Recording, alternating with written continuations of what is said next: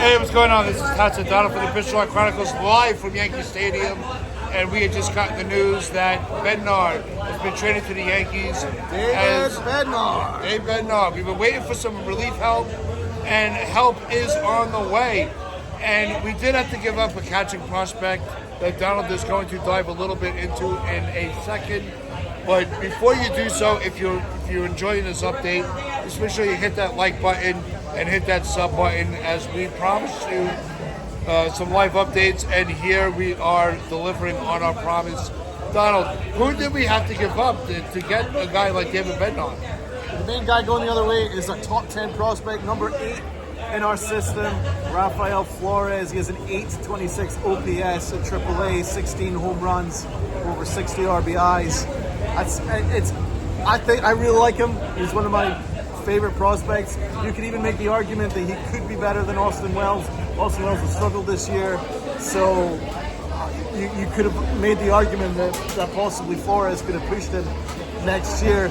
So it feels like a steep price for a reliever, but it's actually in line with the price of relievers right now around the league. That's why Brian Cashman leaving it to the deadline to acquire big-time relievers is a risky proposition, because there's a ton of teams making deals, like Helsley going to the Mets. So there's a lot of deals going on.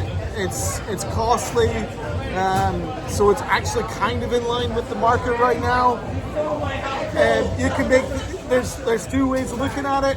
One way seems like, giving up a top 10 prospect for a reliever seems like a lot. But then on the other side, we've acquired someone who was elite 2 years ago. Yes. Bednar was one of the elite closers in the game 2 seasons ago. Last season really struggled. He had an ERA of just under 6. But then he's come back this year, and he actually went a month without giving up an earned run. A month. Entire month. For the Pirates, that's pretty impressive. Look, Bednar's been impressive, and Donald's going to pull up his numbers in a moment. But, one of the things that we've always talked about was sometimes you have to make moves that hurt. And the Yankees' catching depth has actually been able to get us some decent returns over the years. So, it's not somebody that you look, you're jumping through hoops that, we got rid of him. But at the same time, we heard from Rob. Rob's excited about the move. We're going to go into that a little more tomorrow. But Donald, let them know who we did get. Well, he's having a very strong year with 17 saves already, 2.37 ERA, and he has control. So Control's a big issue. That's a big factor. He has control, but it's actually we have control of him, so that we have him next year as well. So it's not a rental. So that's good news too. So Williams has struggled immensely.